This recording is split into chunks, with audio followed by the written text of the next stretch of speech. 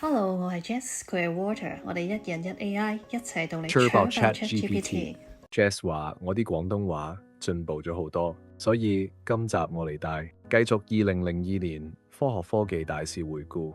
有人用諗法控制機械手臂，有人望到模糊變清嘅星星，仲有人試圖將再生醫學由理想變成現實。好多嘢都開始做得出，有人好得戚咁喎。一、思考操控機械人。2002年，研究人員首次做到用腦波控制機械，唔係科幻片，而係真嘅。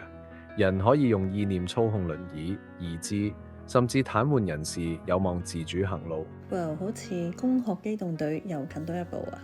二、鼠類基因組初稿公佈。同年，首隻老鼠全基因圖譜 draft 出咗。科學家可以深入研究病理模型，對癌症、遺傳病有更實際幫助。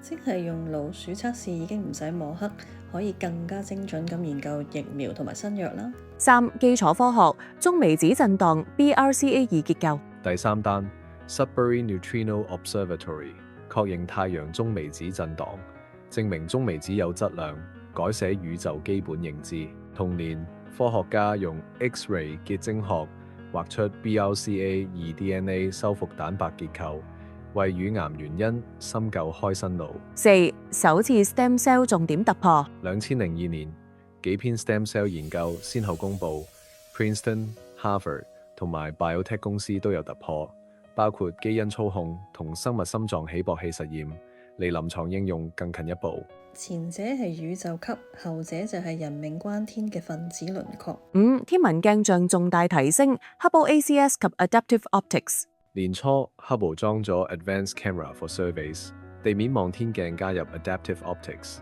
令深空影像清到冇朋友，仲見到黑洞周圍氣流。即係我哋可以清楚睇到宇宙背景，打開咗觀星實驗模式啦。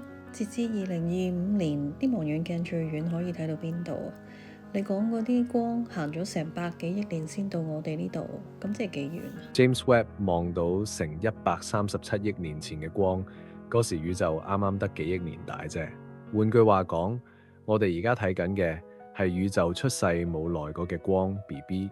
咁係咪即係可以睇埋黑洞啊？啱，JWST 確實揾到一啲極早期嘅黑洞候選體，可能係啱啱宇宙誕生後1-2億年出現嘅，但唔係睇住個黑洞，而係觀測到周圍啲氣體被佢吞噬時發出嘅紅外光，就好似你望住一團火，但你其實睇唔到個火源，只係見到火舌嘅倒影。即係我哋永遠都唔係望住黑洞本身，而係望緊佢整亂咗周圍嘅嘢有幾勁。黑洞永遠唔會俾人望穿，但佢影響緊啲光、啲氣、啲時間，叫你唔好唔理佢。你咁講，即係又想我讚你好似黑洞咁 deep 啦。係啦，知你勁喎。咁我哋下集再講2003年嘅 SARS。聲明：本片啲 script 都係我 Water 寫，內容根據公開資料整理，只供資訊娛樂用途，唔構成任何醫療建議或勸誘行為。如有資料錯漏，Jess 已經盡力求證，亦都唔承擔任何責任。記得自己 fact check 先係王道。如果鍾意呢條片，記得 like、share、subscribe， 亦歡迎 Super Thanks 請 Jess 飲杯咖啡。